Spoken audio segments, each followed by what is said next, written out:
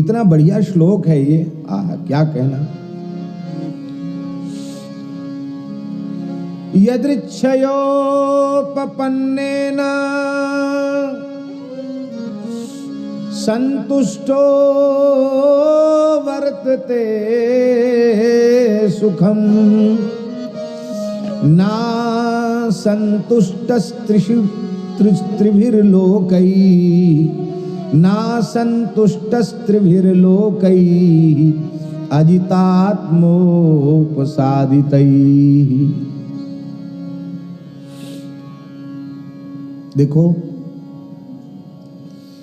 यदि मनुष्य सुखी रहना चाहता है, बहुत ध्यान से सुने, यदि मनुष्य सुखी जीवन जीना चाहता है, सुखी रहना चाहता है, तो वह अपने जीवन में एक व्रत ले ले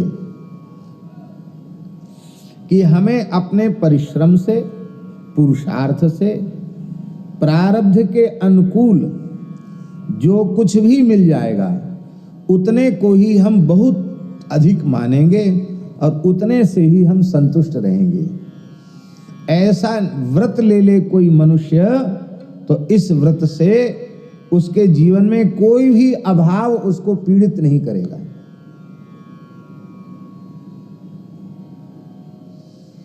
अभाव कहाँ है?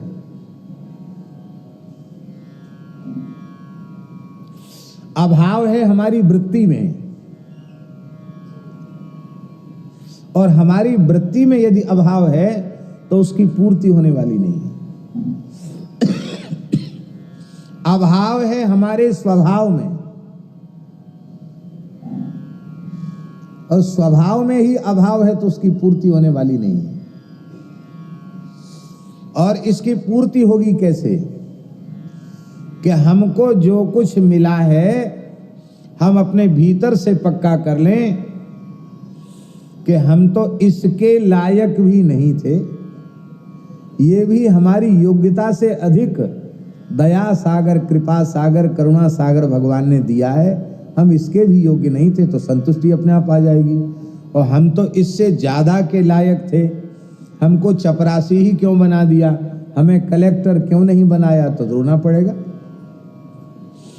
हमें विधायक ही क्यों बना दिया, हमें मुख्यमंत्री क्यों नहीं बनाया, तो रोना पड़ेगा। हमें प्रधानमंत्री क्यों नहीं बनाया, तो रोना पड़ेगा।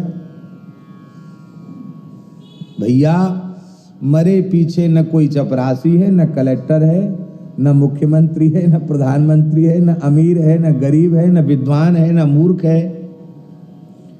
तो थोड़े समय के लिए हम क्यों परेशान हो रहे हैं? भगवान जहां रखें, जैसे रखें, भगवान की कृपा का अनुभव करते हुए अत्यंत संतुष्ट क्यों नहीं होते? इसलिए मनुष्य यदि सुखी जीवन व्यतीत करना चाहता है तो निश्चय कर ले कि प्रारब्ध के अनुसार जो कुछ मिलेगा उसमें हम संतुष्ट रहेंगे। किंतु जो अजितेंद्रिय पुरुष है, जो अपनी इंद्रियों को बस में नहीं रखता है, तीनों लोकों का राज्य प्राप्त करने के बाद भी वह दुखी रहता है। क्यों दुखी रहता? भगवान कह रहे हैं कि असंतोष की आग उसके भीतर धधकती रहती है। बोले असंतोष की आग कैसे बुझेगी? अरे भाई, ये कोई बताना पड़ेगा कि आग कैसे बुझेगी। आग पानी से बुझेगी? आग कैसे बुझेगी? आग पानी से बुझेगी। यदि असंतोष आग है तो संतोष जल है। यदि असंतोष आग है तो संतोष जल है। संतोष रूपी जल से असंतोष रूपी अग्नि का शमन हो जाएगा। गोस्वामी जी ने यही बात रामचरितमानस में बड़े सरल शब्दों में कही, जीवन में उतारने योग्य चौपाई है। बिनु संतोष न काम न साही, बिनु संतोष न काम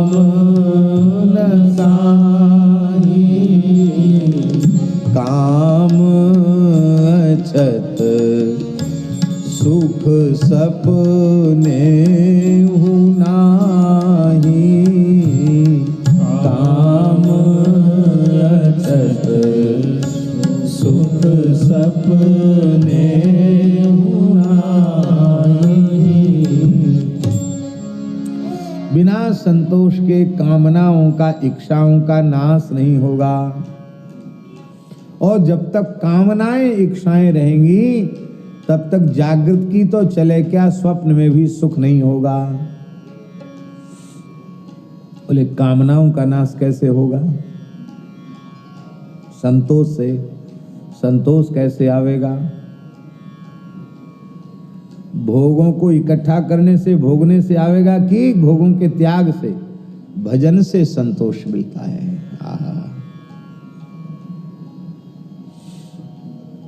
इसलिए उसका दूसरा पहलू है, राम भजन बिनु मिटहि की कामा, थल विहीन तरु कबहु की जामा। जैसे बिना मिट्टी के, बिना धरती के वृक्ष नहीं हो सकता, ऐसे ही बिना भजन के कामनाओं का नाश नहीं हो सकता। ये संतोष, भजन, कामनाओं का नाश, ये सब अन्योन्याश्रित हैं। बिना संतोष के कामनाओं का नाश नहीं होगा और बिना भजन के कामना का नाश नहीं होगा। माई मेरे श्याम